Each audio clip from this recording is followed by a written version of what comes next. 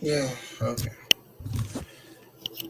Hello, everybody. This is your boy Jay Takashi, and I'm joined. Like I said, tonight we're going to be doing the RBI show, and this is and the host will be Wally. I will be in the background.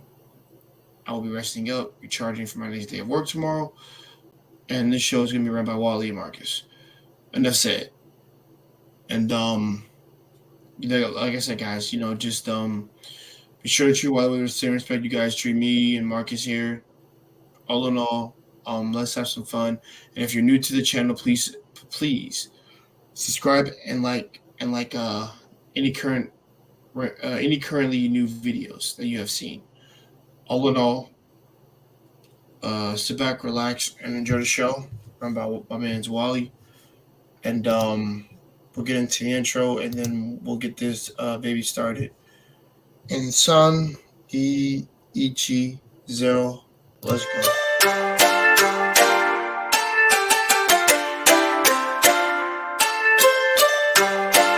El Rella Woman.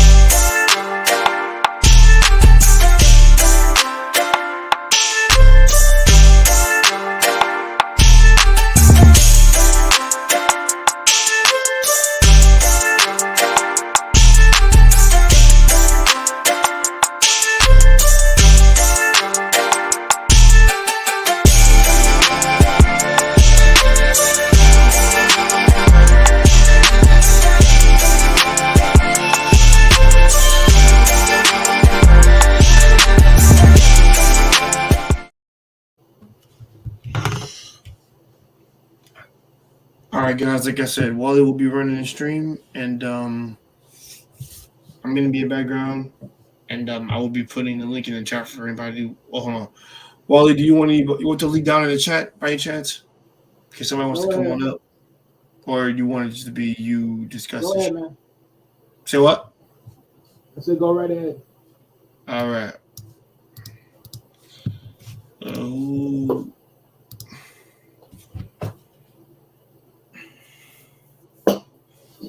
oh shit. Yep. You and Marcus got some fun talking about this.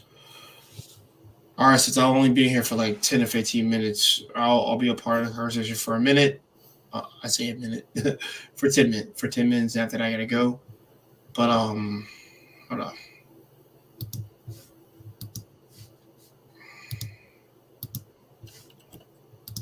All right, there we go. Link is in the stream for those who want to join, and I'll definitely be checking that out from the underground background. All in all, while you get into your topic, and like I said, I'll be here.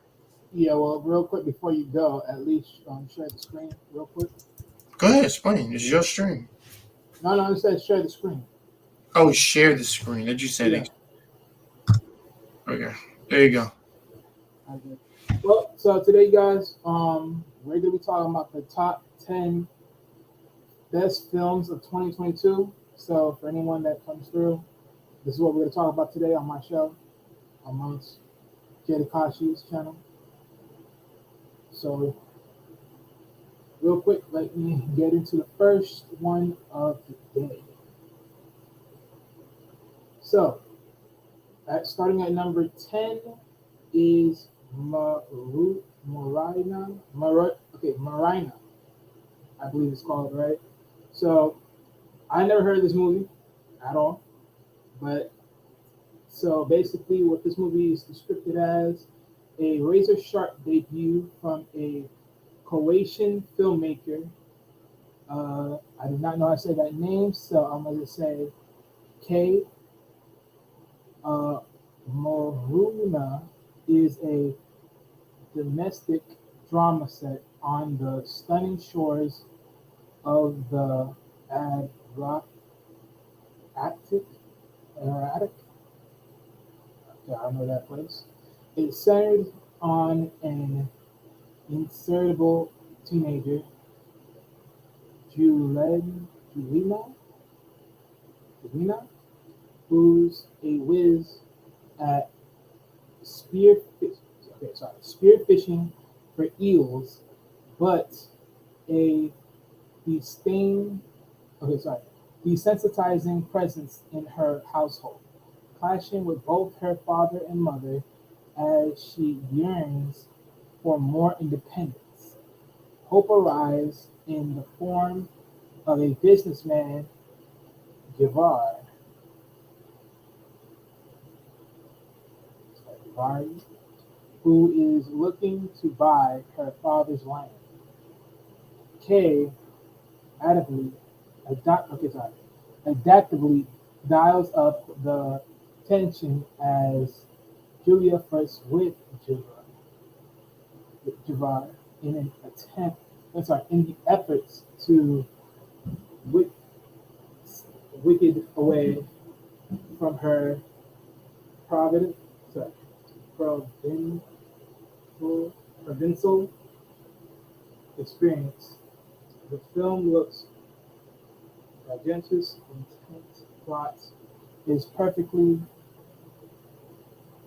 sorry, structured, and the lead performance, another debut, is remarkable. It's a grip hit, and you can recommend to him. So, other than my cheeky explanatory of reading this, because I really didn't know some words here, and some of them I do know, but I just didn't remember how to say it properly. This is basically a very new movie that I don't know if any of you knew about. So, especially myself. So, this is a movie I'll probably check whenever I get the time, and then I will do a separate, video review on this, checking back to give you my full analysis of the movie itself. And then, of course, here we go with this one, number 9, coming from Universal's Pictures. Nope, from Jordan Peele's. Now, once again, this is another movie I did not hear about, but as far as one of the many cast members that is being pictured in this, as we already know him from the movie of the Black Panther, as he plays one of the more important soldiers, and in amongst other movies, he's probably playing this one as well. So let me give you a little intel from this. So, with every film Peele directs, his storytelling ambitions grow, and he has not lost any willingness to take risks with the budgets he's given and tell stories about the kinds of character Hollywood rarely puts on screen. This would be refreshing in any period, but particularly bracing in 2022, when major studios have dragged away from originality. Nope. Of course, with anger and confusion over how people see and process trouble things. Terrible things. Yes, it's about a ragtag bunch of film industry cast off chasing a UFO around the California mountains with cameras, but it's a horror film that managed to cleverly interrogate the genre without sacrificing the thrill. Interesting. Interesting. For anyone out there that listened to any of the two movies I had so far up to date, let me know. Let me know. Tell me what you think. Tell me your honest visuals of any of these movies that you probably heard of that I said so far. But number 9 is another movie I have not heard of to this date. So another movie I'll be taking a look at and seeing what we can experience. And number 8, coming from A24, After Young. Now this is another movie of 2022 I have not heard of, yet it's on the top 10 list. It's on the top 10. All right, it's on the top 10 best films list. So, hey, Another crazy scenario. But let's keep going. So after Young Kong, so Kogon, sorry, Kogo Nada, Kogo Nada, have a major weakness. Okay, I have a major weakness for small-scale science fiction tales of robots exploring higher consciousness and the work of Callum Farrell, who was also incredibly in the Banshee of Inisherin this year. So after Yang was practically made for me, yet still the director sorry, Kogo Nada second future exceed, exceeded my expectations, finding new life in the familiar tale of of a malfunctioning android. Wait a minute, these are android. Wait a minute, you trying to tell me these people are androids? Oh my goodness! Hey, look, if these people are androids, this is gonna get crazy. Okay, I'm definitely gonna have to look at this movie when I get a chance. I'm definitely gonna have to look at this movie because if they're androids, I must know. I must know. Oh my goodness. I'm not gonna read too much into this overall. I'm not gonna read too much into this, but just to see that they're androids is pretty much interesting. But I really want to know where this really takes up towards. But we'll find out soon enough. Number 7, we're all going to the World's Fair again.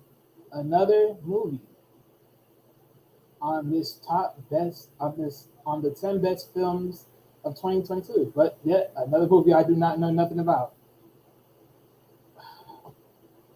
You guys are gonna literally have to tell me what you guys think of this movie. And if you have seen it, what's your thoughts on it? If not, and we all find out eventually, right? So let me. What up? What up? What up, man? My bad. I was late, bro. I should have been here like 30 minutes ago. I apologize. You're right. You're right. I'm just So I'm basically talking about the top. Okay, not the top, but the top. The 10 best films of 2022. And so far, there have been a bunch of names that I haven't heard of in movie theaters, or just overall. I'm gonna go back and hopefully you might see one of them, give or take. You tell me. So, number 10. Have you ever heard of Moruna?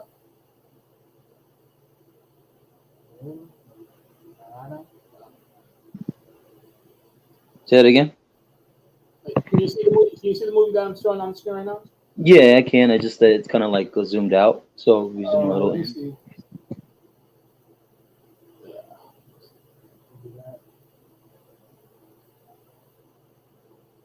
Can you see it? Yeah, now I can see it. It's a Morina. Yeah, Marina. Have you seen this movie? No, I haven't. I can't say that. Yeah, because it's one of those. So basically, this is like one of those newer up and coming movies, but I guess it got a decent solid rating because it's literally it's number 10, right? So moving on to number 9 is Nope by Jordan Peele at Universal Pictures. Now that one I have seen. Oh, you have? Okay, so what do you like? So what do you think about this one? So this movie is kind of like a sci-fi movie slash like thriller slash suspense. Mm-hmm. So it really makes you think outside the mind, right? Right. And when you see certain images and the subliminal messages in it, like you kind of you start understanding like the extraterrestrial thing and stuff, like stuff that uh, more than meets the eye type stuff, right? Kind of like the catchphrase of the Transformers. So it's crazy. I recommend it because like think people that haven't seen it yet, I don't want to spoil it for you. I think Jordan Peele has made 4 movies: Get Out, Us, Candyman, and Nope. And I think Get Out and Nope are his best out of the four so far. Right. Yeah. So this, yeah, so this is pretty interesting. So okay, so cool. So I'm gonna definitely take a look at it, and then of course I'll do a individual review of the movie myself. So, but let's go to number 8. So this is coming from A24 after Young Ko Kogonada. Kogonada. Kogonada.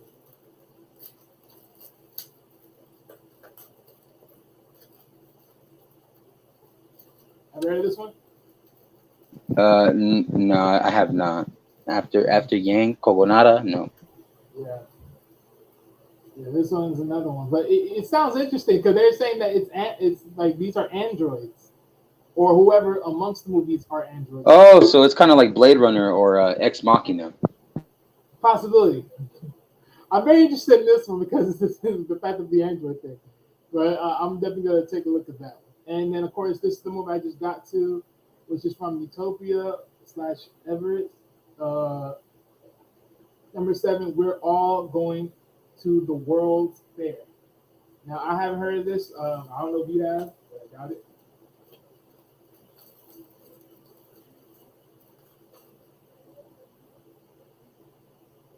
You there, bro? What? So No, have you heard? we're all going to the World's Fair is based on what again? No, I said, did you have you heard of it? No, I have not. Yeah. So, I mean, you can take a look at it yourself. But yeah, because I can definitely tell, like, basically this goes after, but just from looking at it. So a film that feels like a crowd out of some dark corner of the narrative features is one of the best movies I've ever seen about the experience of being too online, of clicking one page too deep, or watching one video too many. Okay. So this is basically young teens or whoever gets challenged in social media and getting away from it. In a sense. Get away. But, I don't take too much of this one. And now number 7, coming from Focus Films, Armageddon Time. James Gray. I've heard of this movie, but I haven't seen it. Right. So yeah, I haven't heard of this at all. That's okay. I know why. It's because it's a white movie. That's why.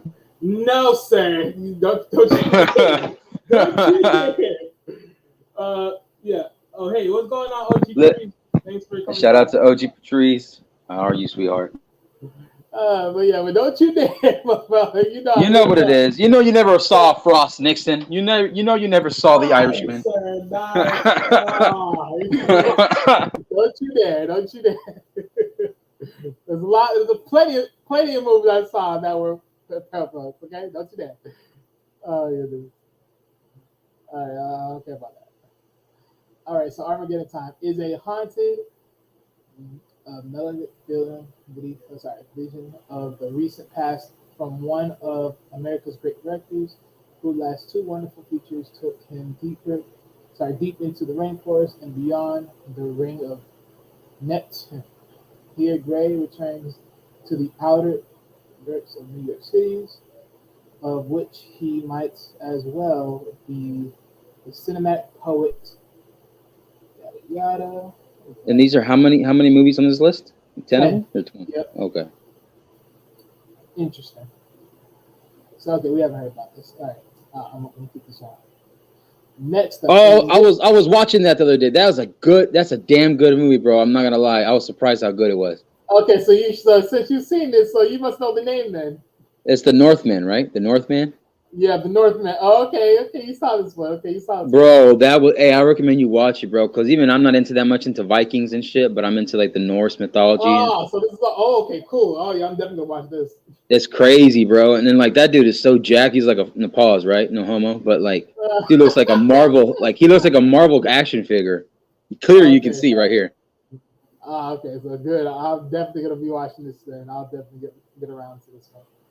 Yeah, the Viking times. Okay, cool. Cool, this could be interesting. All right. Oh, we got one of our main mans in this. So MGM, and they're bringing 3,000 Years of Longing. I have not heard of this one. I have not heard of this one. I must be out. I must be out of dated. I must be outdated because I've not heard none of these movies. But okay. So let's see here. First Is film. this yeah, it's a good movie. Yeah. All right. So let's see here. So Mary Wismillers and Universal Pictures bring us The Fablemans. I have not heard of this movie. Again, of course, Paul, you haven't, because you know you don't watch this shit. Have you seen this movie, sir? Have you? I don't watch all white movies, but some. Oh, okay. See. You can't tell me that. You can't tell me that is. Don't you dare come for me. You don't even watch this. How dare you? Okay, let's move on to this. Okay, this looks old fashioned. I'm not even gonna. A24 coming back again with another one, and they bring us The Elder Daughter. The Eternal Daughter. Obviously, the public school system has failed you, Wally. Yes, it fails me. You know why? Because I'm on lazy mother love, and I just got. Oh, wow. Silence you. Sweet mercy. Yeah, sorry, people. Yes, literally. Hey, is this all you wanted to talk about today as far as movies, or did you want to talk about like a plethora of other stuff too? I'm gonna get some more stuff. This is just one thing I just want to touch on for right now. Because the reality, I haven't even looked at this list yet, and I was just looking at to do Shock Factor. But since apparently none of these movies are literally on my list of anything I've watched, I'm definitely gonna have to do something else because I was not expecting this. I did not expect to see a bunch of movies that I did not know of. But nonetheless, going from the last one, oh God, not a musical. Now I know I didn't see this. But once again, Focus Films, they're back again and they're dropping. I'll be wrong by saying it because I know that's with the asterisk, so it could be saying something different. But I'm gonna just say Tar. Well, I know it could say Tar, but thanks to that freaking asterisk over the A, it could have been said something else. Moron. Maybe Tire. It could, maybe. That's the whole point. Yeah. So interesting. None of these, as far as other than Marcus, none of these movies I have ever seen. So I have some dicking to freaking do. I have some side piece work to do.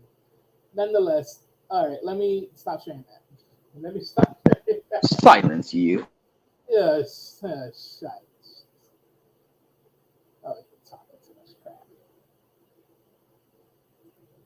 All right, hold on. Let me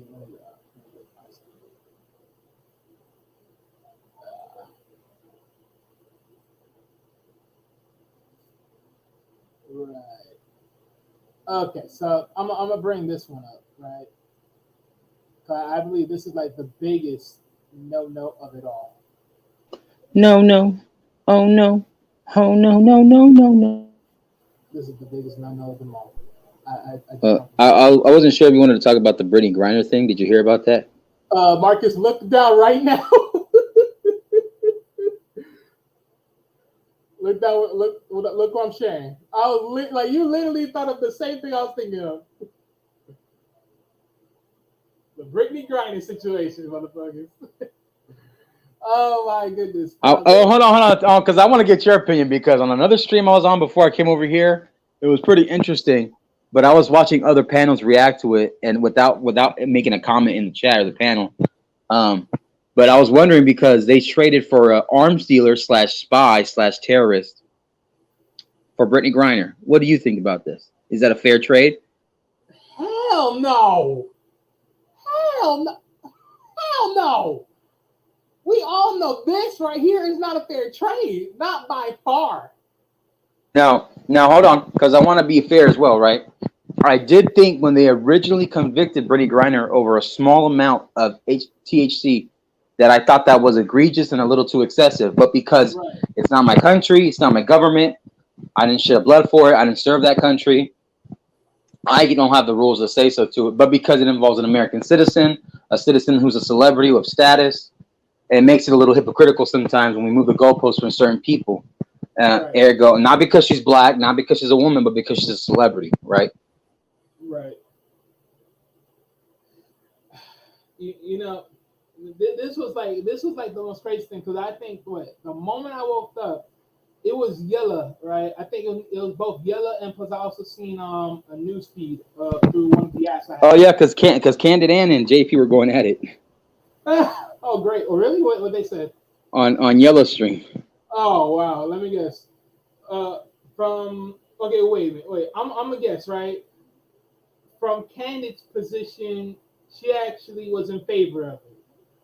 No, Candid Ann was actually not. She wasn't actually in favor of it. She was She against wasn't. it. Yeah, and JP obviously because she's pro weed. That's why.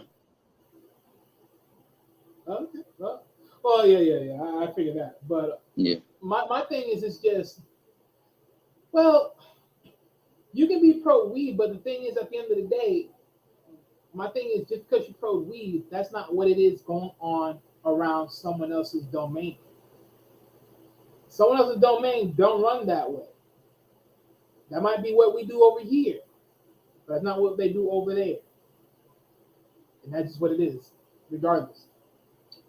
But man, but this trait right here, oh Lord, I'm sorry. I no, I can't. No, mm-mm. I can't do it. My bad, bro. My bad. I dropped out. Say it again. Repeat that. No. What I was saying was for JP's position, like even if you're for the weed, it's like okay, cool. But my thing is That that's yeah, not that's what's not the going point. It's the on. fact that you broke the rule internationally. You're right, because that's not what goes on over there. It may go on over here, but over there, that's not how it runs. But even then, from this point, from the trading's perspective, man, we all know this was a raw deal, completely raw deal. I'm sorry, like I could not. Yeah, and Russia gets one of its dangerous criminals back on the leash. Yep, basically. Like, man, honestly, man, look, if it was me personally, the only way we make a deal, I give you money. That would probably be the only way this deal makes sense. Money. Other than that, hell no, I would never do this. This is nonsense. I would have traded money. I don't give a rat's ass. But this, oh hell no, we do not make deals with freaking underlying people that are trying to get a convict. This oh my god, bro. This is nonsense. And oh, I forgot. Damn, I need to see another one because I believe there was another article where Biden said that he didn't even like it, but he had to do it. Like, bro, this is complete craziness. Complete craziness for this deal to go down. I'm sorry. Like, in my honest opinion, this was just blasphemous. And I know people will see this and they'll be like, "Oh, how dare you? Would you rather let her rot there?" I'm like, "Shit, me. She's the one that made the decision, not me." How did it get there? I don't know. Someone planted it on me. Bullshit. And look here. I'm sorry. If that was the case, then there should have been cameras in your room. Someone playing that on you. Like that makes no damn sense. Someone planted it on you. How so?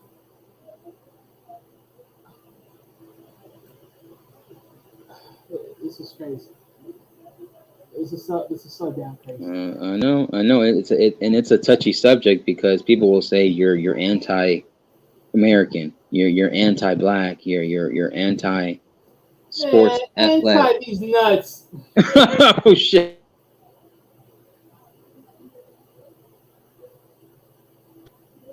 You heard it here, folks. Misogyny. And not I'm a side thing, like I said, I would have paid money to get her back. But that's it. That's as far as I'll go. But trading some high-end moto? Oh, hell no. Hell, see, y'all just did trees on yourselves. That's crazy. I don't trust none of that. I don't care what no one said. Y'all did active treason on yourselves. I would have traded money for her. That's it. Money, weapons, I don't give a frick what we had to do. But trading a high intel, mother-loving killer, secret agent? Oh, hell no. No. Oh, no. That was not worth it. That was not worth it. I'm sorry. I don't care what no one say. Y'all can cry all y'all want. Y'all can say F me and all this. Look, screw you. Okay? Screw you.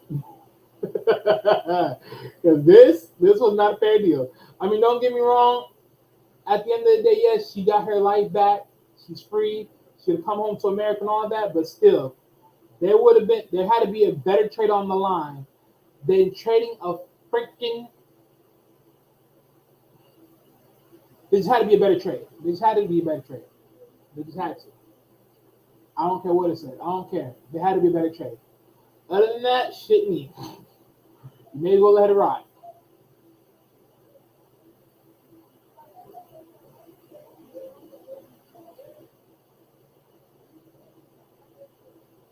But real quick, hold up. Let me enlarge this real quick. All right, so let's look at this, right? The U.S. and Russia has exchanged jailed U.S. basketball star Brittany Griner for notorious arm dealer Victor Bout. Hold in America's prison for 12 years. Are we serious here? This dude's been here for 12 years. And oh my God. Oh my God. Y'all let this arm dealer, this notorious arm dealer, walk away after being locked up in our prison for 12 years in exchange for someone that's been locked there for like what, at least 1 or 2?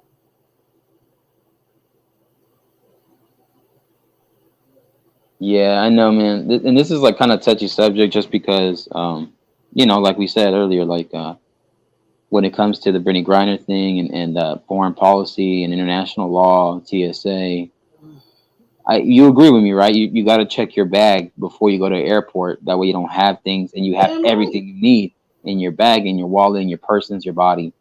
And I think it's a shame because do I think that she should have gone to prison for this? No.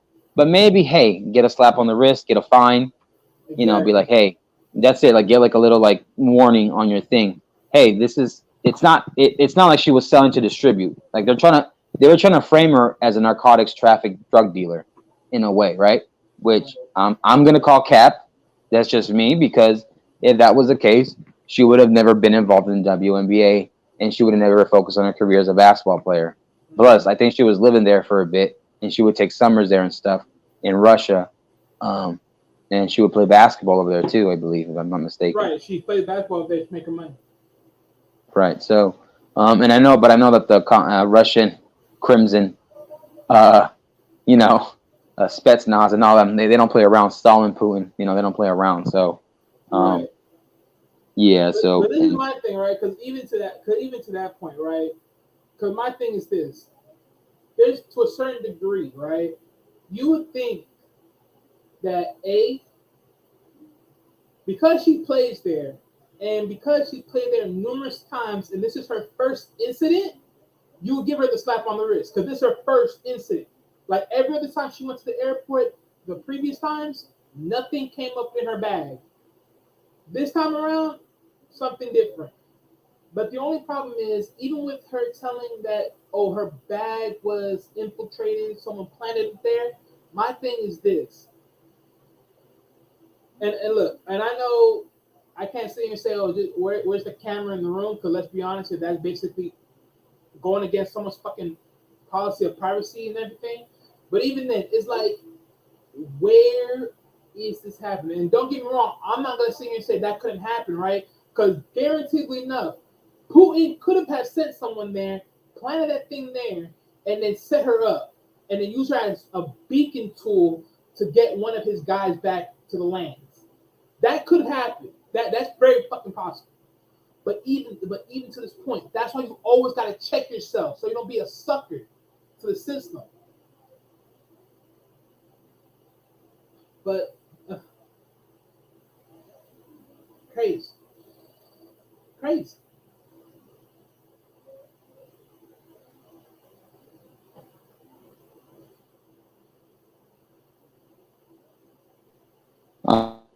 You did you want to talk about maybe potentially also um, the so I'm going to tell you this right here, right? Because I looked up some information, and so one of the Kardashians' former managers that quit, they quit around the same time when Kanye was exposing the thing about Balenciaga and the involvement of the Kardashians in that business, right? Oh, really? So the former manager that recently quit when Kanye was doing his thing, showing all the expose of everything, right? That's why she was leaving, because of the fact that Kanye had found out stuff and then was trying to expose Balenciaga, what they're doing with kids and stuff. And there's allegations saying that they were sexually trafficking kids and like human trafficking the children and doing some very inappropriate stuff with them. And you can tell the commercials, right? The commercials show a lot of inappropriate BDSM, sensual stuff, and things that aren't appropriate and very wrong, especially for parents who have kids and stuff, you know. So, Oh. With that because said, if you look at that commercial of Balenciaga, you see the bears, you see the toys in a lot of the leather stuff and the chains and the whips, and then like the eye patches, and then like the coats and all that, and like the mask and like collars and stuff, like inappropriate sexual stuff, you know, like sexual dungeon stuff. with that said, Marcus, I will say to all of you, Mm-hmm. this is all allegedly. First thing.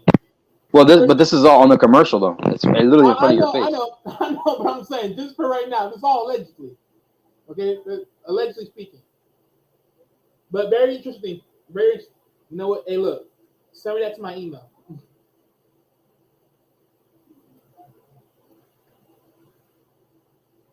It's a lot of kinky stuff, bro. A lot of kinky stuff. That's crazy. That's crazy.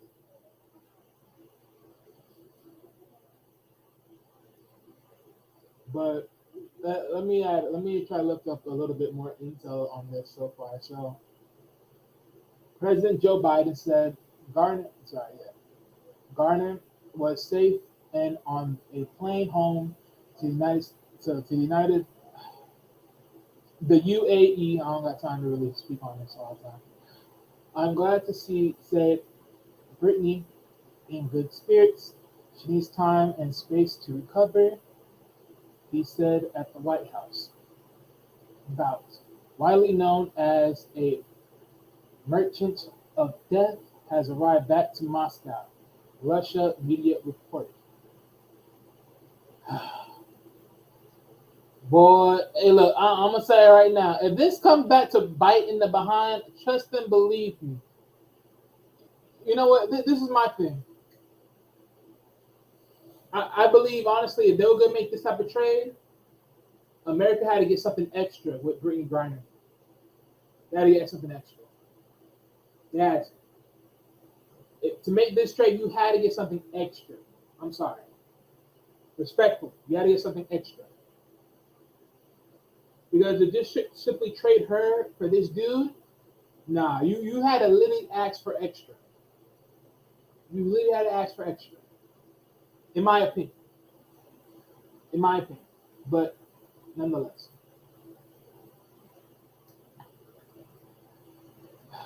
In the middle of the night, they simply woke me up and said, "Get your things together." And that was it. Bout said in brief remarks to a reporter from national television after landing in Russia. Bout reportedly came down the aeroplane steps carrying a banquet of flowers before embracing his mother and his wife. Oh, you lucky mother. Oh, how fucking cute. You sick, sedated mother lover. Oh my god, you can't make this up. You cannot make this up. Oh my. Oh, come on. You can't be serious.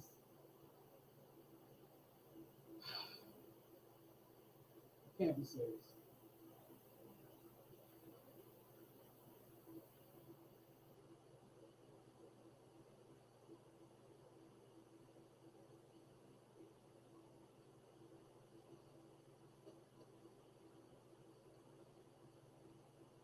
You really can't be serious about this.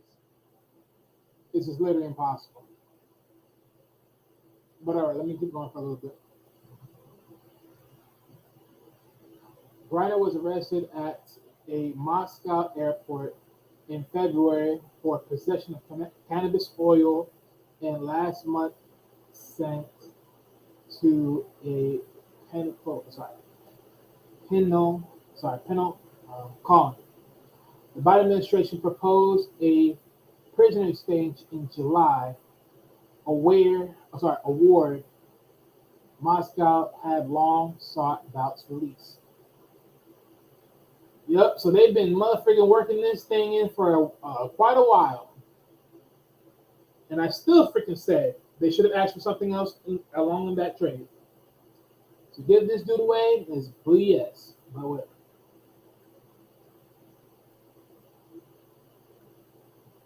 The elaborate swap involved 2 private planes, bringing the pair to Abu Dhabi Airport. I probably said that shit wrong. I'm so sorry. From Moscow to Washington, and then flying them home. Footage on Russian state media, apparently provided by Russian security service, showed them crossing on the tarmac with their respective teams. The Russian citizens have been returned to his homeland. The Russian Foreign Ministry said in a statement. Speaking in the Oval Office, Brittany Griner's wife,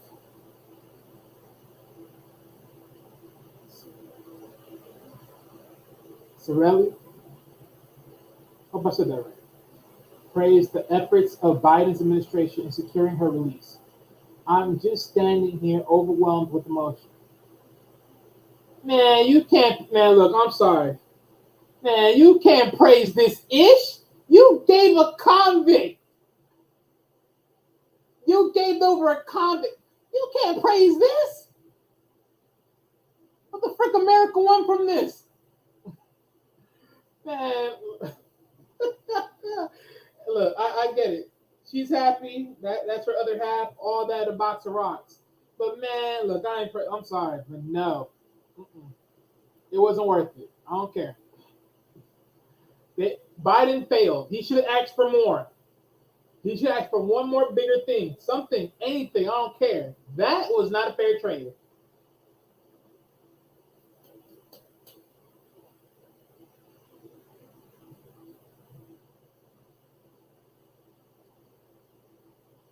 Straight bullshit. That trade was straight up bullshit.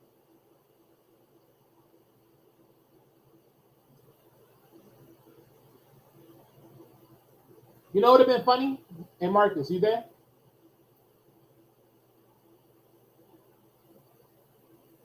Yeah, I'm here. You hear me? Yeah, I hear you, man. So, you know what would have been interesting? This is my idea of an interesting trade. Go for it. What's up? So let's say hypothetically, Biden asks, like he would trade the Russian, right? He would trade the Russian back, but the trade would be that A, he gives that Brittany Griner, and B, and then this is actually in my honest opinion, this is a fair trade in a unison. He stops going to war with the Ukraine. What do you think? For Brittany Griner? Yep. Now look, That doesn't benefit Russia, but that doesn't benefit Russia though. Wait. They're getting their convict back. What do you mean? They don't benefit Russia though. They've been trying to get their convict for a long time, right? Hey, you got the convict. No, it doesn't benefit. That doesn't benefit Russia. We're asking for one little itty bitty person, and then plus for you to stop the war. Nah, I'm tripping. See what I'm saying? See what I'm saying? Hey, none of this sounds good. No one wins. Russia is the only one that wins in this trade-off. Duh. That's that bull. See, that's that bull crap. Oh man, see. Oh man, it's crazy to me. I can't. Let me stop sharing this.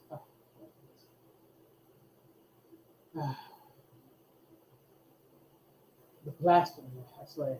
The blasphemy. I just can't.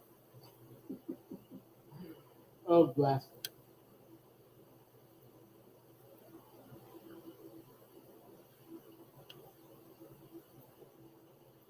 Oh, the blasphemy. No. What else? What, did you want to talk about anything else, like sports or media or games or like video games or movies, shows? No, we're about to talk about sports real quick.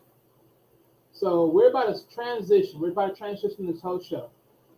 This is probably the biggest sports talk that we all wanted to know, the biggest of them all.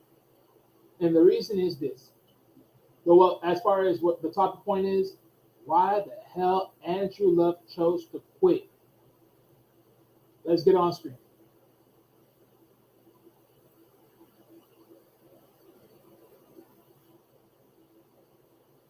There we go.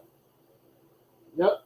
Ex-NFL quarterback Andrew Luck breaks his silence. Finally reveals why he abruptly ended football career. Knowing good and well he could have just asked for a trade and left them damn Colts, them damn Indiana Colts, because they were horrible with their line and everything else with it. Wait a minute. The Colts were actually a good playoff contending team when he was there. Like when he was there. Well, of course, but my thing is, why do you think he keeps getting injured? Because that O-line was sorry. Mm-hmm. That O-line was sorry. But the thing is, he was still a great quarterback. To be honest, I'm going to tell you right now, if Andrew Luck just motherfucking left and went to another team, I promise you, we would be talking about him a little bit more than anybody else right now. I probably guarantee that.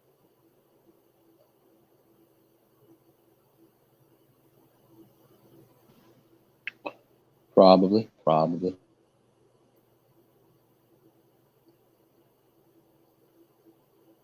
Oh.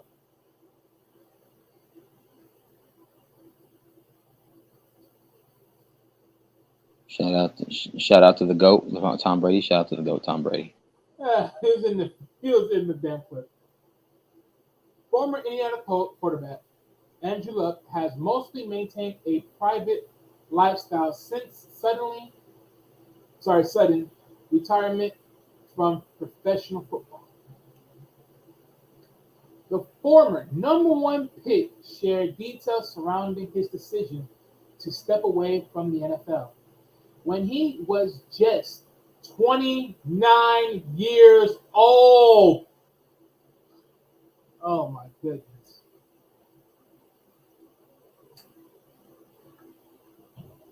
Can't make this up. And on a path that would have likely took him to the Hall of Fame. You damn freaking right, baby. He could have just simply left to another team. That's all he had to do. Well, but you also got to make sure you take into account the injuries. They kind of age you out of the league as well too. They kind of they lessen your length of years to play because you got to wake up with injuries.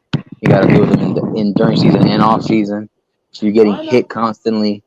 And like the thing about him was, I remember when he got drafted out of college because I remember I was in high school when he got drafted out of college, and I think it was like 2012, right? I believe it was the year that Peyton Manning was leaving Indianapolis for Denver. That was the year that they drafted Andrew Luck. And I remember a Yes, couple sir. years after, like I think it was like his third year, that he led the Colts to an AFC Championship game. But it was when they lost to the Patriots in the AFC Championship. Yeah, It was when Brady won his fourth ring. Because Brady has so many rings. You know what I'm saying? But yeah, but yeah, it was on their way when the Patriots won their fourth ring against Seattle.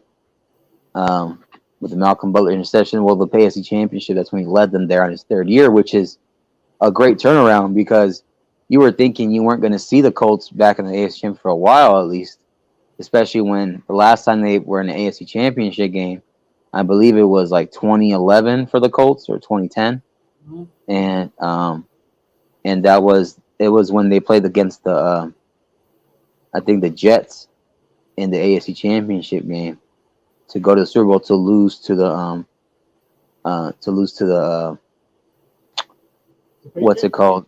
or No, they lost to the Saints in the Super Bowl. oh right, And so they I lost remember to because that was the year when Peyton Manning, it was like his second last year, mhm, or third to last year there. And the following year, I think they lost to the Steelers in the AFC Championship game. If not, it was another team they beat. I think the Steelers beat the Jets to go to the Super Bowl, but they lost to the Packers. right, But yeah, the Colts were kind of a playoff contending team. At some point, they're like a almost potential AFC Championship contending team when yeah. Luck The was only there. Yeah, I mean the only thing, yeah. So yeah, to your point, right? The only major flaw to the Colts at the time of their uprise at that time when Angelique was there was A, getting that O line right, and B, their damn defense. That was the main issue. Because at the end of the day, regardless of the weapons, Angelique was launching those balls to the players and getting them to them, and they were completing those. They were completing the pass. So really, it's just that O line protecting him, making sure he stays upright and doesn't get injured, and B, the defense putting in the work to hold down against the players from scoring, or at least holding them back to at least a 3 point field goal as much as possible. But yeah, yeah. Oh man. Okay, but let me keep going on though. So Luck spoke with ESPN and finally shared why he left the game in the midst of his prime. All right. In a rare sit down with the media, Luck spoke to ESPN Seth Wickersham, I'll say that one, and he said he didn't simply retire because of the well documented injuries he suffered during his playing days. While the physical issues Luck endured certainly played a role, Luck revealed that the emotional toll also impacted him. Ooh, oh, mofo. There we go. To play quarterback, you're not allowed to worry about anything except the task at hand, Luck explained. And that stems into other areas of life. It's not the healthiest way to live. Mm. And that seeps into other Okay, areas of life. sorry. I got that wrong. All right, the American system failed you again, sir. Shut up. Okay, shut up, mofo. Okay, I got you there. I said that slightly wrong, and you don't want to bash my ass to the face. All right, Fine. no more. We'll get you GED soon enough. Yeah, fuck you. Literally. Luck hint that his obsession to be an elite quarterback hurt some of the relationships in his personal life. Wickerson also note that Luck struggled to find out how to be the best leader for the team. Luck seemed to feel pressure to change his entire personality in order to meet the expectations of being the leader in the locker room. The four-time Pro Bowler began suffering from somewhat of an identity crisis. A lot. Luck said when asked how much he self identified as a quarterback. And I didn't realize that until after the fact. The high standards Luck holds himself to translate well on the field as he quickly became on the league's top young signal callers. However, the 2018 NFL Comeback Player of the Year failed to manage the pressure he personally felt as he endured more and more injuries during his football career. Richardson went on to explain that Luck even felt guilt when he was sidelined with an injury because he felt he was letting everyone down. Shit me. The people that let you down with that freaking old line. That's what will let you down. Don't you dare feel shame. Shout out to National Relationships. What's going on, you guys? Thanks for the showing of the love. I know you guys are on as well. We'll be sliding through when we're done over here. But yeah. So yeah, but I mean, just by that alone, right? Just feeling pressure because he felt like he's letting people down. Look, you didn't let no one down because at the end of the day, they let you down. That blasted old line let you down. You wouldn't be in this predicament. That damn old line motherfucking got you where you needed to be. Now, as far as everything else, that's different. That's different. But just to speak on that part, right? That ingenuity, right? Because he's facing other, worldly frames of himself, like trying to cope with being the leader, trying to sell this identity that to other players. Look, this is one thing I'll say: you can only sell yourself. Can't be no one else. You can only sell yourself. So the fact that he had to give a different version of himself to other players.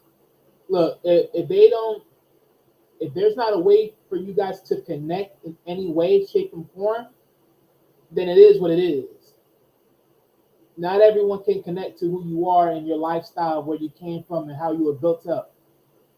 So don't be trying to lower or compel yourself to other people just so you can connect with other people. You gotta find different ways that still keeps you authentic to yourself and to everybody else.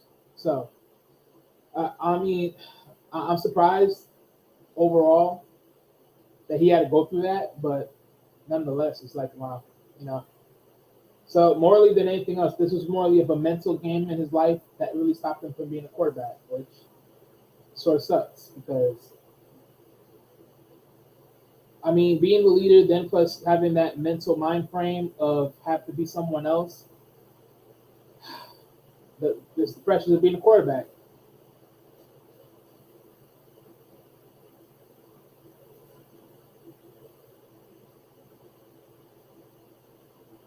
Marker.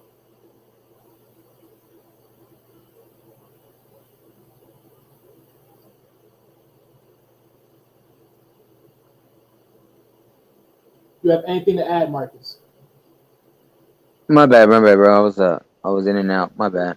No, when it comes to adding to this with Andrew Luck, it's unfortunate because it sucks because he was one of those guys that they were calling him like one of the next Peyton Manning.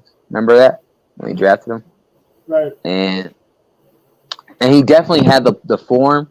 He had the physique. He had the mechanics. He had the tangibles.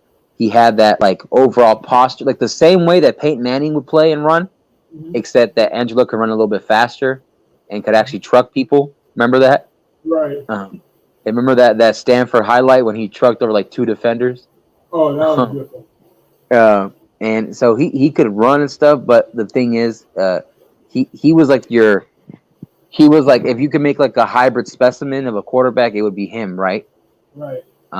And just that it's just unfortunate that injuries got in the way, like you said, and the emotional toll, and the fact that it's like it's tough because when you're injured, somebody else comes in for you, and it could potentially take your spot. You could potentially get traded. Um, they could give other players a contract extension and more money, and you miss out on that, right? Right. And when it comes to, I'm not gonna blame just the players. I'm gonna blame the front office as well. Right. Because at the end of the day, they're the ones that got to make sure to get that guy the perfect protection on the field. Exactly, because remember, Peyton Manning had great protection. Tom Brady had great protection. Aaron Rodgers had good protection. Um, even Ben Roethlisberger, even though Ben Roethlisberger was known to be a scrambling quarterback sometimes, Yeah. he even had Pro Bowl tight ends. And I'm sorry, yeah, he had Pro Bowl tight ends. He had Pro Bowl linemen. A lot of the quarterbacks I just mentioned had Pro Bowl linemen on their team. Right. And don't Um, forget that defense as well. yeah, right, exactly. And Because the only uh, knock to Ben Roethlisberger is the simple fact that his fat lazy behind didn't want to train him. right, and the funny thing is that he could actually still run, even with the fact that he wasn't the most fittest quarterback. He could actually still run pretty kind of fast. Man, look, I remember the early days when Ben Roethlisberger was young and hungry. Man, this man would, like, if someone tried to sack him, he would shook them off, then start scrambling, and then throw a major play. I'm like, where's his quick head at? Or run for the first down. Exactly. Nowadays, his lazy behind just getting lazy. But you got to understand too, though, he was in his last 4 or 5 years. It's not going to be the same thing anymore. Like I know that, but even the then, first 10 years, got going. like his first 10 years, I could see that constantly. Right? It's kind of like Right. Patrick Mahomes. Watch Right. after Patrick Mahomes' first 12, 13 seasons, he's not going to be running as much anymore. Watch. Man, He's just not. Look at his seasons now. I mean, honestly, he's on the decline. He's slowly on the decline. No. The thing about Patrick Mahomes is he can still scramble, which is what I love to watch about him. Yeah, But the no thing problem. is that also shows sometimes lack of offensive line. Then if that's the case, because if your Right. quarterback has to scramble, that means your line is falling apart, right? That and plus there's no one open. Right. Or it could be that no one's open. Right. Or Yeah, both, I mean, or both. right. Yeah, both. Yeah, same way. Yeah, both. But And it's crazy, man. yeah, and so like this is the part of people that don't understand about athletes when they see it's not just a physical injury and hurt. It's the mental and emotional drain of it, and the fact that you have a pressure.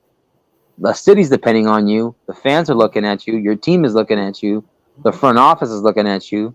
The owner, the staff, they're looking for you to make sure that, hey, can you carry this team on your back? And there were seasons where he did do that. There were seasons where he was injured. There were seasons where they didn't do that good. I think he played a total of 8 seasons, if I'm not mistaken. Give or take, maybe. Yeah, because he got drafted in his 4th year of college, so he was like 22. 22 to 23 is his first season in the NFL. 23 to 24 is his second. 24 to 25 is his third. 25 to 26 is his fourth. 26 to 27 is his fifth. 26 27 is his seventh or sixth. 27 28 is his seventh. 28 to 29 is his 8th season. Yeah, so he did like 8 seasons in the NFL.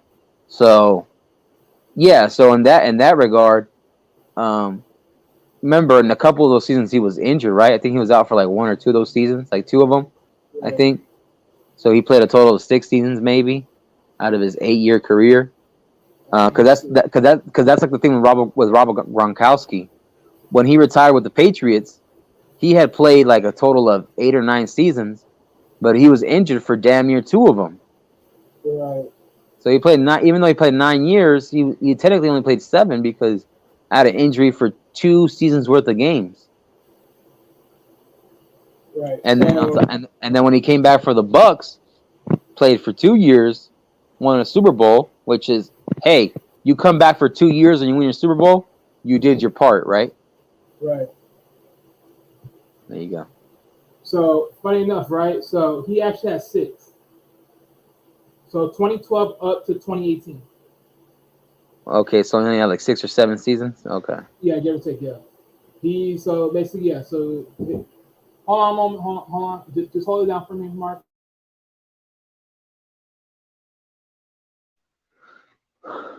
Yeah, but like Andrew Luck, hats off to him. Like if he ever does, I know he's been out of the league for like 4 years now.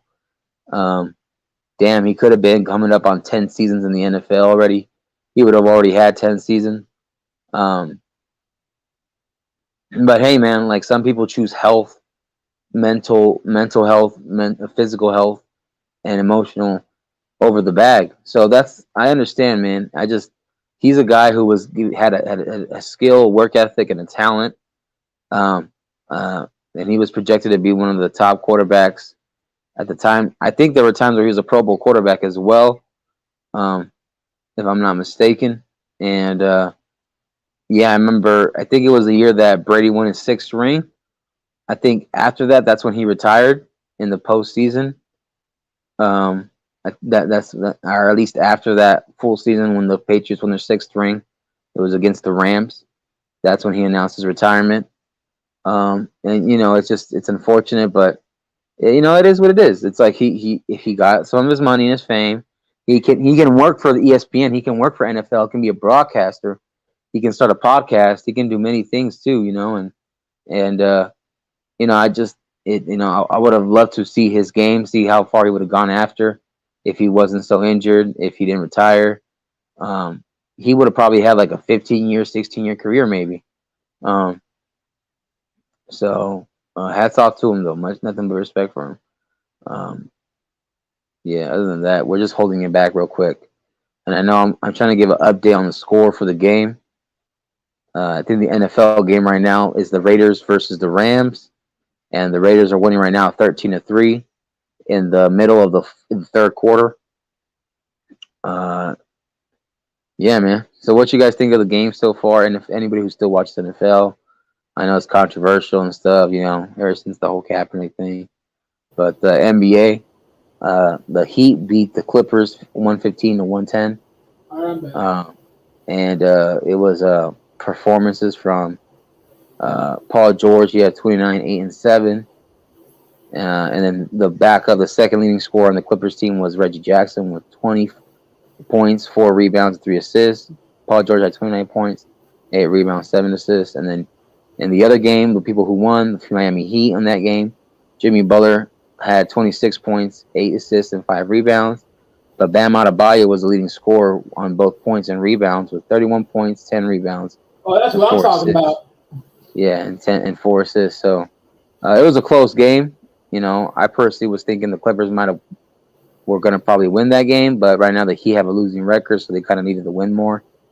And shout out to Jimmy Butler. He looking like Be Easy. Be Easy, that dude. Shout out to him. Yeah. And then right now the Spurs are playing the Rockets. Spurs are up 87-75. The leading scorer right now is Jimmy Smith Jr. And then you have Jared Green. And then you have on the other one, you got on the other side of the Spurs, you have Kay Johnson, the small forward, with 25 points. And you have T. Jones, the point guard, with 22 points. Both teams suck, though, so nobody cares about them. I know. No offense. And then the Nuggets and Trailblazers just started, and it's already 2-0. It just barely started, though, like a couple minutes ago. It's like early first quarter, 10 minutes and 46 seconds. So it's the Trailblazers and the Nuggets. I'm kind of rooting for the Trailblazers just because it's Damian Lillard. I'm a big Damian Lillard fan, so I'm hoping they pull off the win. And then the standings so far in the Eastern Conference are the Celtics with 21 wins and 5 losses. The second seed is Bucks with 18 wins, 6 losses. Cavs with 16 wins, 9 losses. The Nets coming back. They're in the 4th seed, 14 wins, 12 losses, which they shouldn't have had that many losses already. They should technically be like the 2nd or 1st seed. But that's just my opinion. But with fucking Kyrie and all that shit too. Atlanta Hawks with 13 wins, 12 losses. The Indiana Pacers with 13 wins, 12 losses. The Raptors with 13 wins, 12 losses. The Sixers with 12 wins, 12 losses, and the 8th seed. And then you got the Knicks at 12 and 13, the 9th seed. The Heat on the 10th seed with 12 wins, 14 losses. And then you got the Wizards in the 11th seed with 11 wins and 14. And then you got the 12th seed, the Bulls with 10 wins, 14 losses. The Hornets, 13 seed, 7 wins, 18 losses. You got the Pistons in the 14 seed, 7 wins, 20 losses. Then you got the Orlando Magic with 6 wins, 20 losses. Then in the Western Conference, you have the Pelicans with 16 wins, 8 losses. You got the Suns with 16 wins, 9 losses. The Grizzlies with 16 wins, 9 losses. Nuggets with 14 wins, 10 losses. You got the Kings with 5 win with 13 with the fifth seed with 13 wins, 10 losses. You got the sixth seed, the Jazz, Utah Jazz, 15 wins, 12 losses. And then you got the Mavericks in the seventh seed with 13 wins, 11 losses. You got the eighth seed, the Trailblazers, 13 wins, 11 losses. You got the Clippers, who just lost tonight. They got 14 wins, 13 losses. Notice how one win, if they would have won, they would have been at the sixth seed, and then they would have bumped down Jazz to the seventh, all Mavericks to the eighth, and then the Trailblazers would have been out. But they're in the ninth seed, and they got the Warriors. My Warriors are slacking it. They're at the 13th. They're in the 10th seed with 13 wins and 13 losses, even 500. And then you got the Timberwolves with 12 wins, 12 losses. You got the Thunder.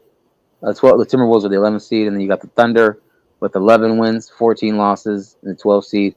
You got the 13th seed Lakers with 10 wins, 14 losses. You got the Rockets with 7 wins and 17 losses. You got the Spurs in last place with 6 wins and 18 losses. Those are the NBA standings so far. Well, now that I just finally came back, so let's talk about this for a little bit. So since we already know some crazy stuff going on out here in the NBA, so Marcus, we already know that the Brooklyn Nets wants to trade Kyrie because they know secretly they had to pay him, and they did not like that, and now they're crying like a bitch, like a bunch of babies, and forced him to make him do these outlandish BS for nothing. So where do you think he would be best going if he were to be traded? Like, what do you think is the Brooklyn Nets' best deal? I mean, I think if Brooklyn were to make a deal with somebody, it would be the Clippers. The Clippers, I think, Clippers would be a good fit because they can trade for 2 or 3 players from the Clippers in exchange for Kyrie, but Kyrie would have to deliver. And then you have also the Trailblazers for Kyrie. You know, Damian Lillard would play with Kevin Durant, in my opinion. Even though I know Durant would potentially want to still stay at Trailblazers, but I've also heard Damian Lillard say he wanted to leave also. And then you have potentially the Utah Jazz. You could potentially have maybe Milwaukee, maybe something with Miami. Who knows? But it's just my opinion. I personally think either the Clippers or the Trailblazers. My opinion. Maybe even Denver. I don't know. Something like that, though. All right. I mean that's pretty cool. So here's another one, right? Because I've been hearing this a couple of times, every other time. So this might be legit. Who knows? But because I'm hearing this already as this idea of Westbrook being bought out from Miami and probably going there, or he's just being bought out and he could maybe work to join Miami, one or the other. In your scenario, do you see that actually working out or no? And why?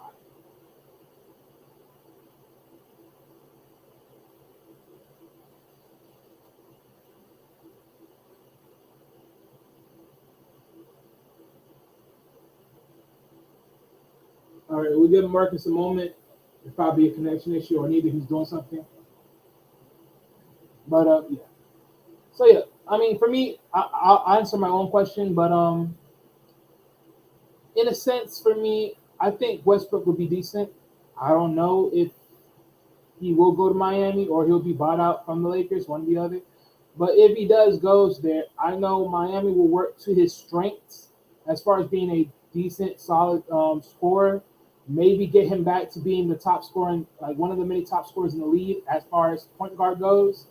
Would I keep him at point? No. I would rather have him at shoot, but time will tell on that. Time will tell. But I see him as a great addition. As long as they work to his strength and his strength is on point, I'm down with it. Because one, you're getting another solid mid ranger. Two, you're getting someone that's scrappy enough to be able to be playing defense, let alone to offensively grab the rebounds if he's right there at the time. So that's more defense and more defensive help and offensive help overall. So that's gonna really build out the team a little bit more.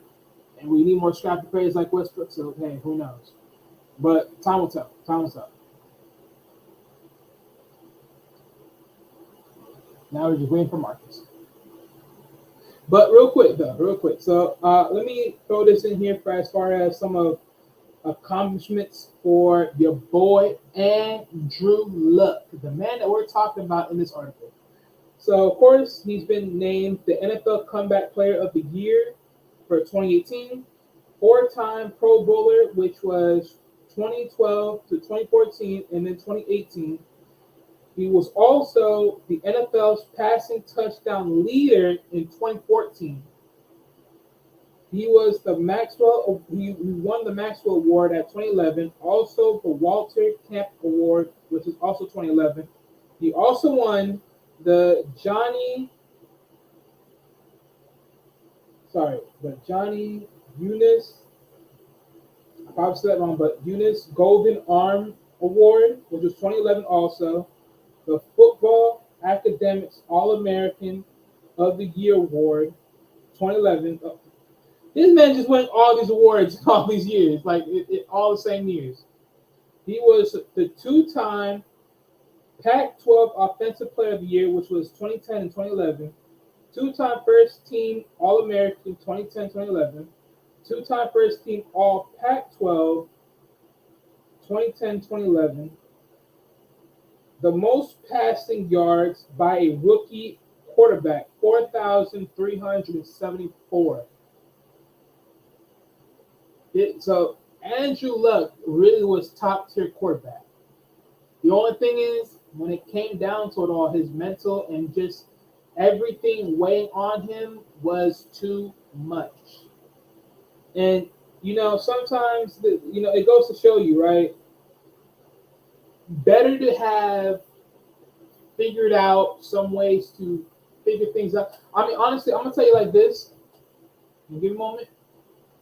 And also, Marcus probably will come back once he realizes StreamYard probably cut him out. But he'll be back. But I believe, right,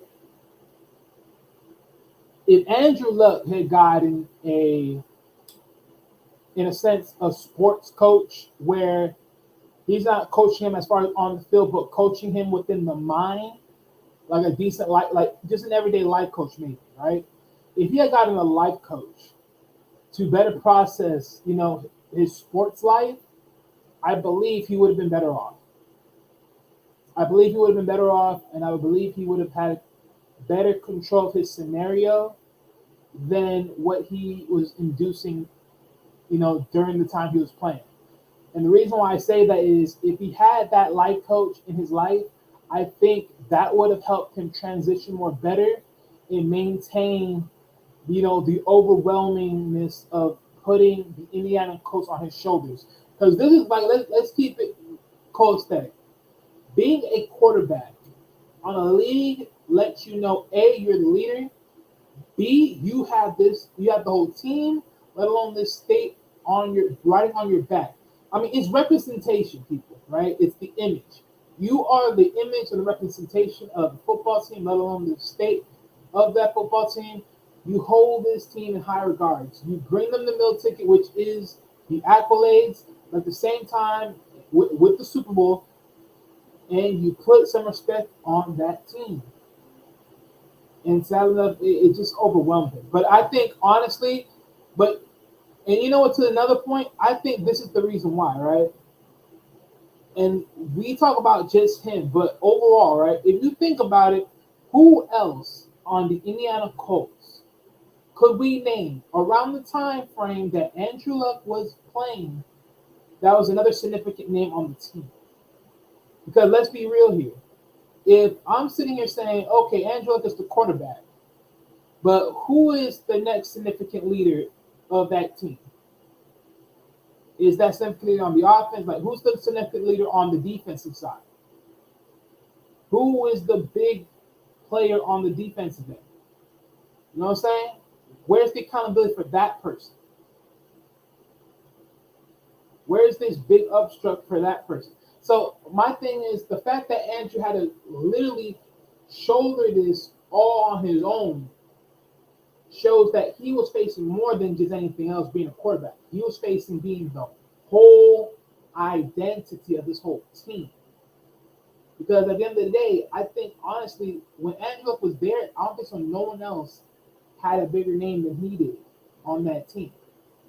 I don't think so. There was no one else other than Andrew Luck that was decent on that team, but him, with a name, with province, in his time, as far as I can remember.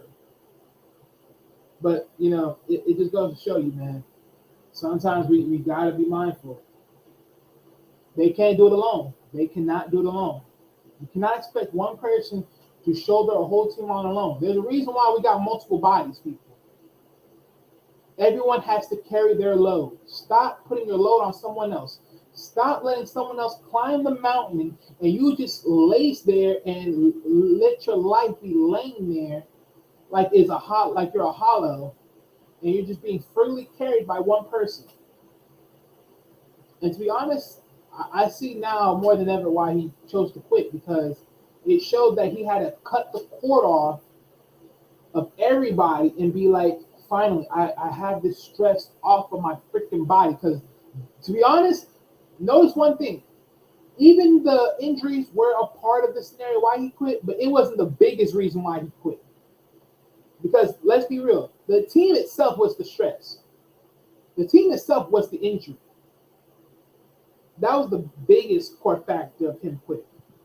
I'm gonna like disagree with you a little bit. I'm gonna say it's gonna be mostly the injuries. I think the injuries is what causes NFL players to want to leave in the first place, or it's money and it's like other things as well. But it's usually those are like one of the two main core things, because there's so many players, especially the ones that we love to talk to, the ones that probably talk on panels, the ones that talk on broadcasting. They deal with these injuries left and right. Right. So and this is me just quoting them because it's not the same anymore. You know, they lose the passion for the game. I also understand the politics of it and I understand the pressure of it, but that's part of what you sign up for if you want to be that captain on the team, whether you're on the defense or the offensive side. That's part of the weight, you know. So like some of these guys, they wake up in so much pain that they can't tolerate it anymore because they were on painkillers. Right. Remember, Brett Favre was a great example, even though he did some shady shit.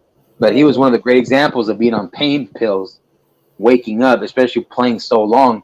And, you know, the only reason why Tom Brady's doing it is because of what he eats, how he trains, how he heals himself, what he intakes in his body, supplements that are very healthy, I guess, you know. But, you know, even in that sense, and this is why, you know, at this point, with the amount of money the NFL is making, especially when it comes to these teams, you would think they would do a little bit extra more to maintain the players in a healthier sense. Oh, have you seen some of these facilities? Have you seen the facilities? The medical facilities? They're up to par. They're so high tech. They're so futuristic. The sports science has evolved so much. So they got the facilities. I just think sometimes the players, they don't want to go through the process sometimes. Because I know myself, when I played at the high school level, in college level, you have to sometimes man up and sometimes take it, but also worry at the fact that you could potentially lose your spot, especially a starting spot, you know? Let's see that, and that's the problem, right? That's the double-edged sword right there. Yeah, that's a double-edged sword, but then again, the team is doing what it needs to do because it has to move on with or without you sometimes. And that's the whole thing, though. You have, but see, that's the thing. You as a person, regardless, quarterback, defensive end, whoever position you lead, you have to believe that you're going to get back there no matter what. But, hey. Yeah.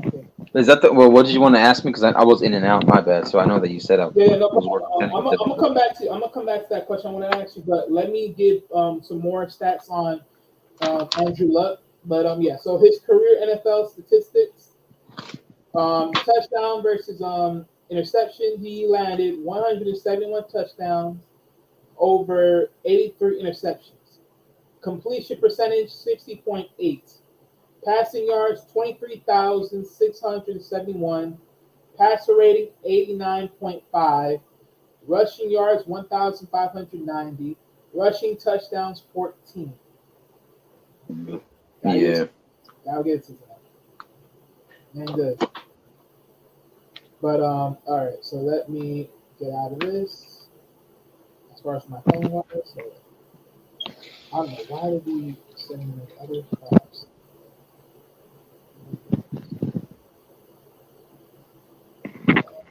All right. So, oh yeah. So what I was questioning you is on the NFL. So this ninja right here. Oh my god, man, What JBJ, happened? you shut up. No, JBJ. No, because JBJ was talking shit in the chat. Talking about shut up, Oh. Wally. Yeah, you shut up. Shout out I to didn't. JBJ. Let's talk with Yeah, JBJ. I By didn't the even. way, you make sure you go follow, hit the link, like, share, subscribe, follow JBJ's channel. He has a couple of them. He games. He talks about sports. He talks about current stuff and maybe whether it's somehow media related, trending topics, manosphere, Right. He's not everything in gonna let general. Wally So, to jail because he's on his account. yeah. Also, make sure you hit the link, like, share, subscribe to Knowledge and Relationships, N3 TV Network, Intellectual Soapbox. They have great stuff going over there too on their networking brand. Shout out to OG Patrice, who also runs a show on that network channel as well. She hosts and she has special guests there, industry, celebrities, people she's worked with when she was in a career as a singer. Yep, she got pipes, y'all. Pause, right? She got pipes, as you can see. And, shout out to Jay Takashi once again, anybody who's going to watch this right now or on the replay. Also, Wally, if you can put Knowledge and Relationships link as well. Yeah, I'm doing that right now. Make sure you're gonna hit the link, like, share, subscribe, view, leave a comment on the replay. We appreciate it. Uh, duly noted. Um, yeah. Other than that, keep going while I continue. Right. So yeah. So what I was gonna ask you was when it comes down to the whole thing with Russell Westbrook, right? You Because I freaking made it so lazy the way you put knowledge in relationships. You were so lazy. nigga, I'll listen for both of them. Don't you dare. I made it easy. Lazy ass.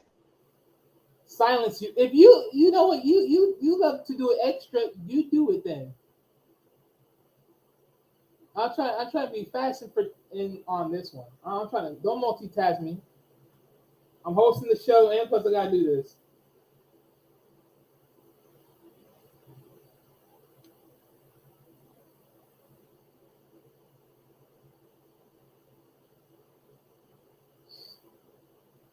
Brother can't get a break.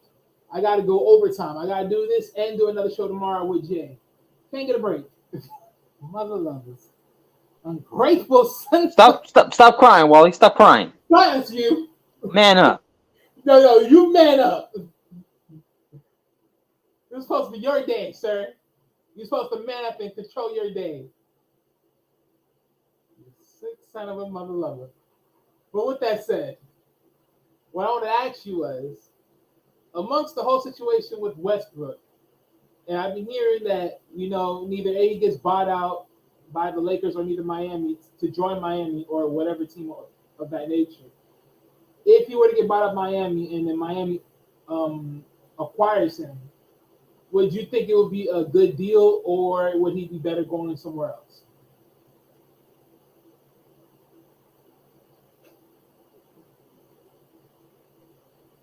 Neither. So you think he just should stay, or okay? So you think he should just stay, or no, not stay, but you think he should be bought out and then released?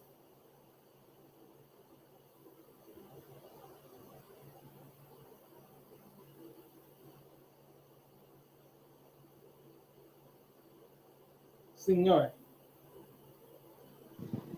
Stay retired.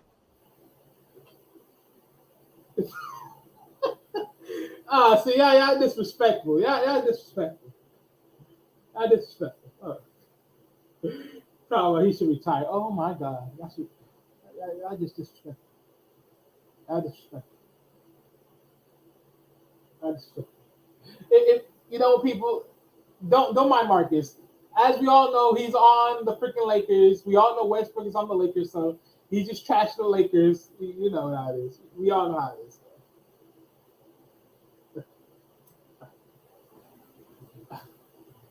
Oh, you son of a gun. All right, let's keep going. Let's keep going. Luck eventually learned how to express his concerns with those closest to him, including his wife Nicole. Love suffered another injury prior to start off the 2019 season and announced his retirement. Outside the injury, things had begun to shift in Luck's personal life. He was not just a quarterback. In the offseason, he and Nicole had married, and she was pregnant with Lucky. Wickerson's laid out. Yeah, I'm out. He had responsibilities and promised beyond himself and the Colts. Promises beyond himself and the Colts. Reframe that.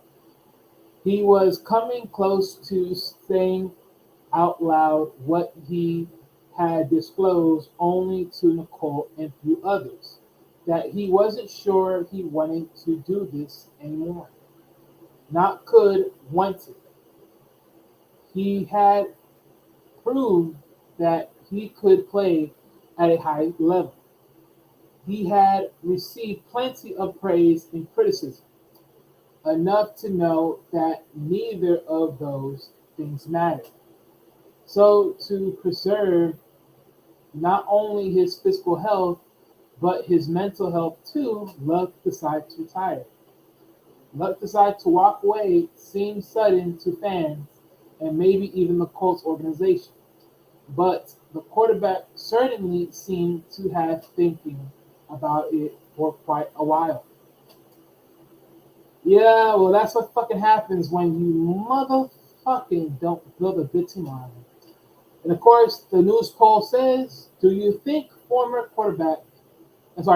quarterback Andrew Luck made the right choice or the wrong choice to retire at age 29?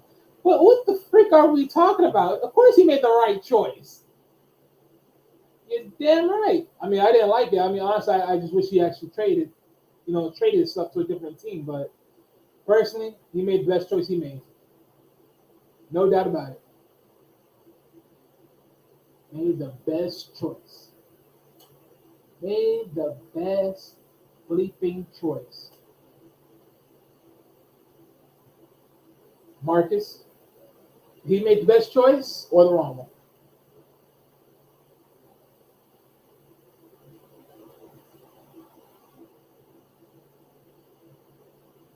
Senor Johnson, do you copy? Yeah, no, I think he could have made a better choice, but I mean, I think he made the choice he needed for him. So he made a choice that was best suited for him. That's what end of the day matters. So that's my opinion. Correctamundo. But you also got to remember, you got to take into account he had to fill in some pretty big shoes with the guy that left. You know. Oh yeah, of course. Of course. Of course. Imagine that was a misclick. But yeah, let me stop sharing that one. And let's see, what else do I have up to date here? Maybe I have something else, maybe I don't. Who knows?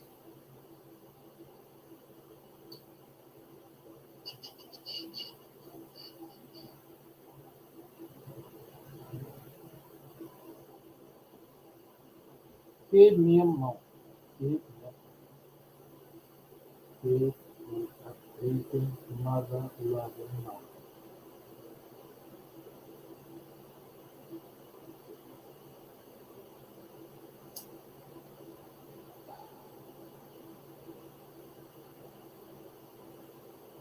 Now, see, I want to talk about this one. This one's another one I want to talk about right here. This is about freaking Mayfield and the fact that he was able to find another team. This is interesting for me, right? So, Marcus, if you can share that bad boy.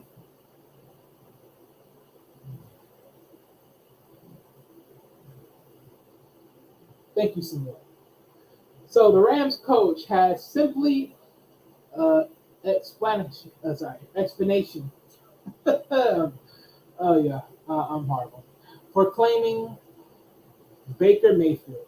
Now, this was interesting, very freaking interesting. Let's talk about it. Let's see what blasphemous reasons that he had to capitalize on Baker Mayfield, or maybe this is smart. Who knows? Baker Mayfield will receive another fresh start after the Los Angeles Rams claim him off a waiver Tuesday. He fallen having fallen to 3-9 amongst an ongoing 6-game losing streak. The Rams are essentially running out the clock this season. They could hand the offense to Mayfield after placing another former number one pick, Matthew Stafford, on the injury reserve last week. Oh, so basically this is all it is. Okay, interesting. let's play to it. Okay, via Gary Kay of the Los Angeles Times, offensive coordinator Liam C. stated a simple objective for the final few weeks. Looking forward, sorry, you're looking for a chance to evaluate talent. Cohen said of adding Mayfield. Okay, so let's see this. Let's see how this plays out. Defensive coordinator Raheem Morris brought up Mayfield leading the Cleveland Browns to the playoffs in 2020. Brought Cleveland from pretty much the ashes, Morris said. This game is something. Sorry. This game is sometimes thankless. Getting a chance to acquire a guy that got nothing to lose and something to prove is always awesome. That's a true statement. And I will say, I will give credit where credit due. You know, hey, look, he did give the Browns a little bit more spark than they ever had in a long time. And I mean positive sparks, not the negative one as far as will this be another year we'll suffer not being in the eyes in a better position? Will we suffer another year of people wearing a brown bag on their faces as they enter the stadium? But yeah, you gotta get some there. Besides the Ram having had much luck under center without Stanford, Bryce Perkins tailed 100 passing yards, a touchdown, and 2 interceptions in his first career start. A 27-10 loss to Kansas City Chiefs in week 14. Oh my goodness.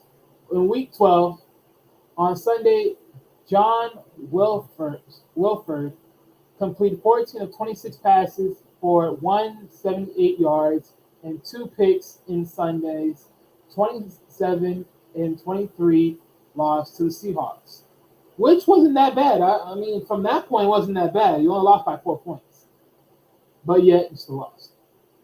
On a bitter breakup with the Browns, Mayfield accounted for 7 touchdowns in as many games for the Carolina Panthers. He posted an NFL low 18.3 QBR before getting placed on the waivers. So shit. I mean, don't get me wrong. I know, right? He hasn't fully played the whole season throughout, right, as most other quarterbacks. But that's sad. That's sad. That is sad. The Rams will hope to recover. Oh, sorry. The Rams will hope to revive the Mayfield who once looked like Cleveland's franchise quarterback. Yeah, you better hope so. ESPN Adam S. noted that the Rams can also get a compensatory, oh sorry, compen, compensatory. I'm off to it. Sorry, guys. Compensation. Oh, sorry. I'm gonna just say compensation for right now. Draft pick if another team signs Mayfield this offseason. Interesting. Okay. Well,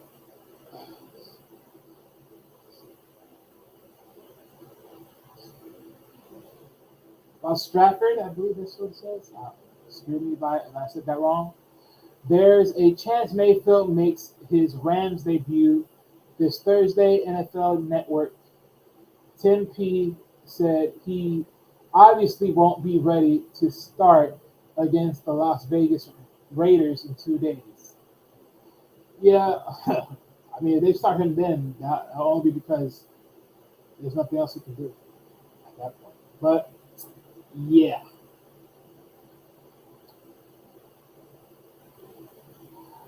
Yeah.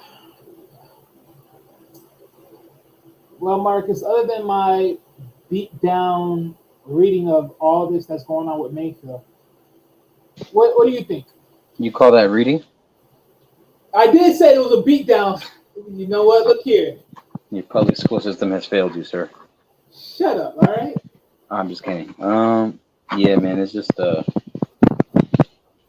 lot, So, Baker Mayfield didn't live up to par when it comes to playing on that team. So, it is what it is. I'm just a little busy right now at the moment, so give me a second. Yeah, no worries, no worries. But yeah. All right, hold on. I'm actually gonna stop this right here. Sweet mercy, my goodness, fast. Okay, look.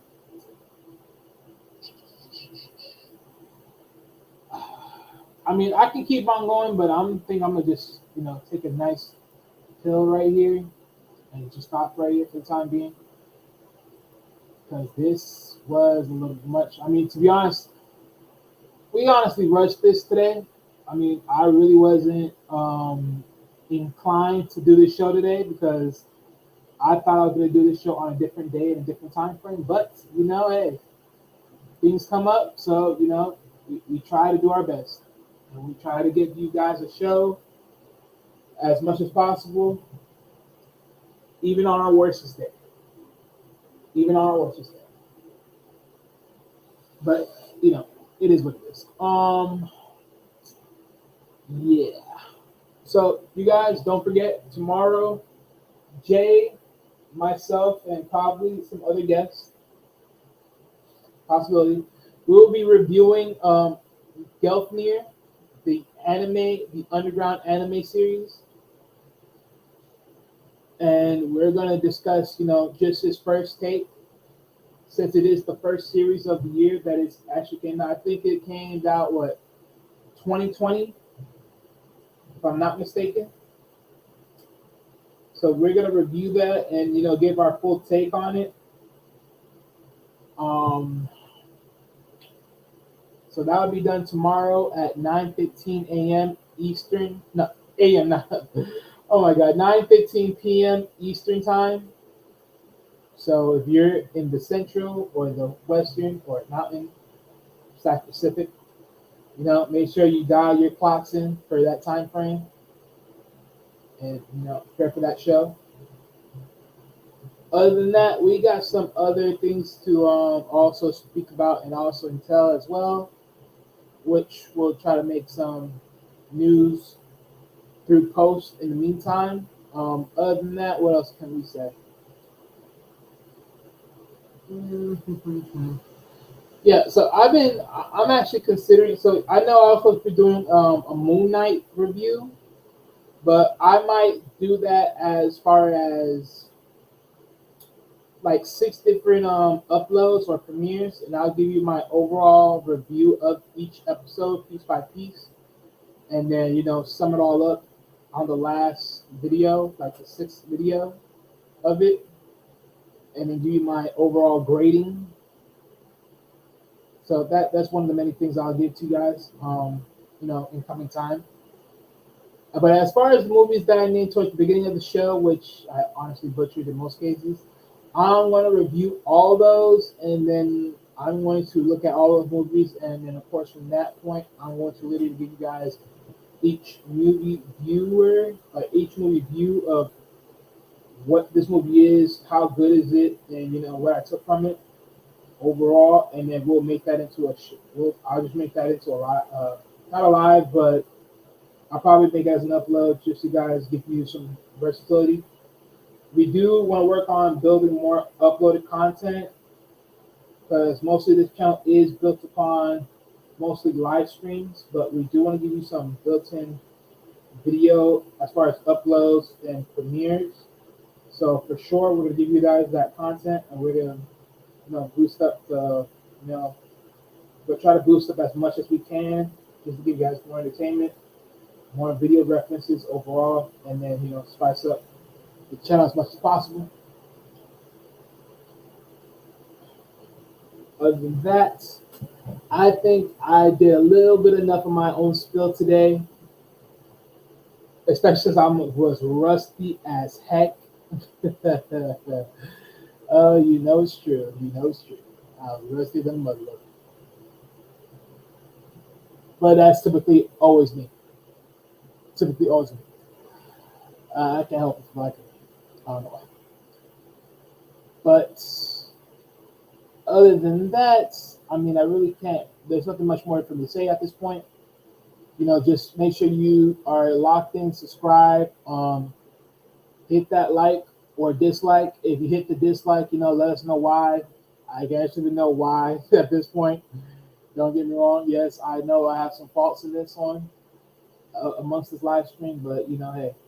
But amongst anything else, please give us any point in this live, whatever you can, react or give your reply to. Give us your reply to this, and let us know what's up on the comment section. With that said, we're to close out, and Marcus, if you can, send us out and close the show.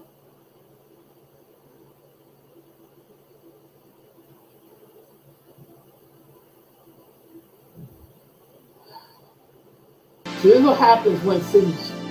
Okay.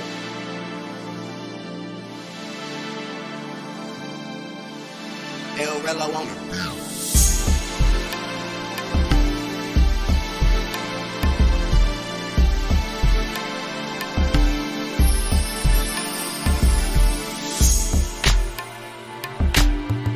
Okay, so Marcus is here to want to play around with me, right?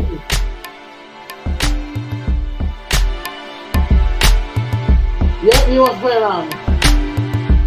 This is what happens when Senor Johnson and Johnson. It's great to affect by the others.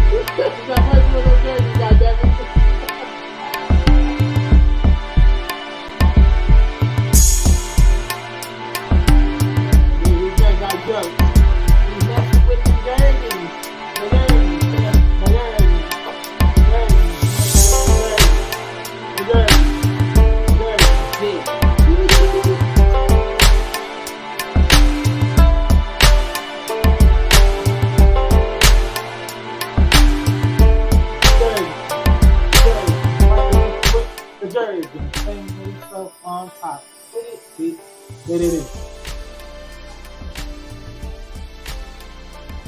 Nah, but seriously though, close us out, man.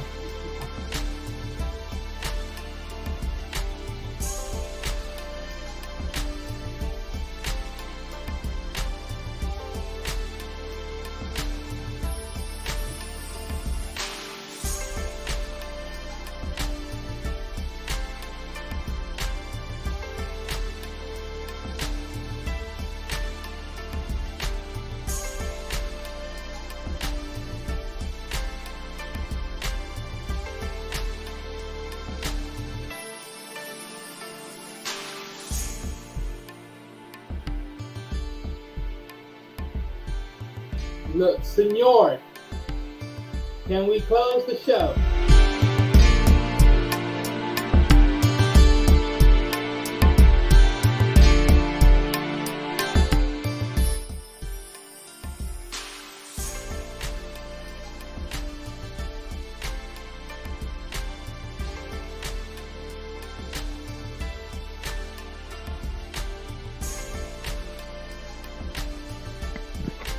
Without further ado, thank you so much for stopping by here.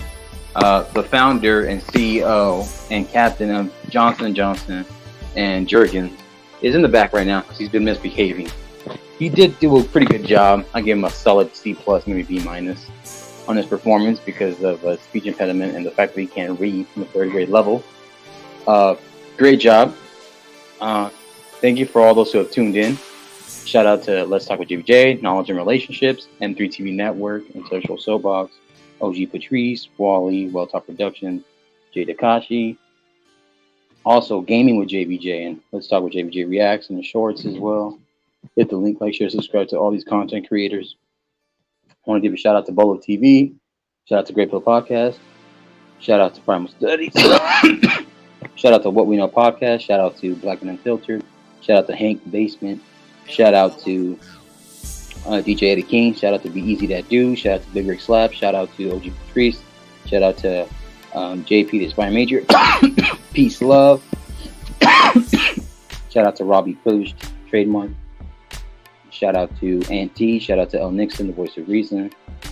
Shout out to What Up with What We Know Podcast with JT and Rob. Shout out to Sports Talk with Rob. Shout out to Death Note. Shout out to Alexis from Texas. Shout out to Candid Ann, Yellow Pill Coffee, Arshawn Critically Drinking. Shout out to, Dangerously Active.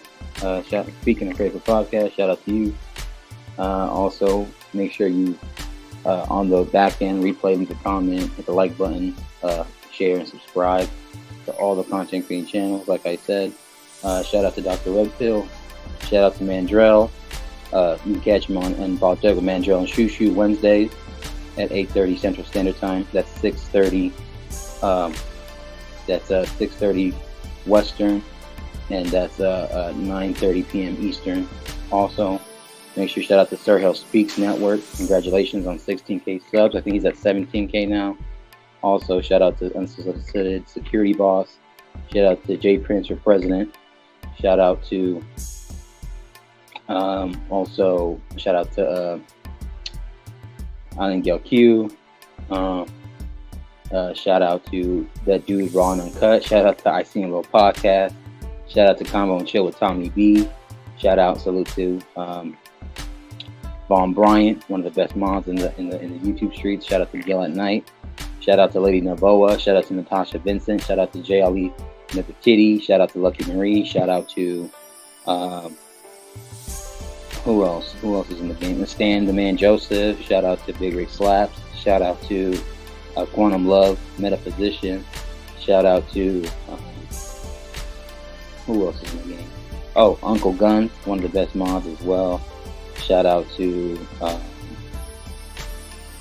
who else am I? CHOJ. Shout out to her. Shout out to I want to make sure. Oh, what the funk is this? Shout out to Brother Clarence, Rico Young. Shout out to Canadian-born CBN's Tech Talks. Make sure you hit the link, subscribe to his channel as well. Shout out to Paul Bennett, Mr. Bennett, always dropping the gems as well. Much respect to him. Shout out to Taro. Shout out to DL Saint. I really want to know podcast. Always showing love over there and modding in this chat. And shout out to and sister Enya Kenya. Shout out to Chill's Chocolate Boutique. Shout out to New Growth Old Soul. Shout out to Fighter Complex #7. Also shout out to Poppy Blanco TV. Make sure you hit the link to all these names I've added in this recording. And then also, I want to make sure I appreciate everybody that came through to show support. Jay was in this post at the moment. I want to make sure I shout out to all the great content creators. Happy holidays if you celebrate it. If you don't try to not be by yourself. If you're trying to lend out a hand, give a phone call, reach out to anybody. Much respect to everybody. And I'm going to make sure, you just show everybody love, man, because these people are making it. There's a lot of quote unquote haters and doxing people, harassing each other, like stalking each other. People at one another, one that's innocent, the other side is guilty, or vice versa. It's really pointless, man. Also, shout out to Austin Holman. Shout out to Jaron. I can't forget about Jaron. A shout out to Tristan Draper. Shout out to Yvonne Eric. Shout out to the Real Serious B Lola. Shout out to Intellectual Soapbox. Like I said, Queen Perfect UK. Shout out to even the British invader himself, Simon Hectic. Guy's got issues, but hey, man, I'll pray for him. Make sure he puts the bottle down. Son. He puts the bottle down. Yeah, man. Other than that, I'm gonna bid you guys adieu. Have a good night. If it's morning somewhere, wherever you're at, stay safe, stay healthy, and stay thirsty, my friends. With that being said, this has been Jay Takashi's channel. I am Marcus, Mr. GVMC himself. Much that. Hey, man, make sure you hit the link, like, share, subscribe to Jay Takashi, and also Well Thought Productions. And with that, we are out.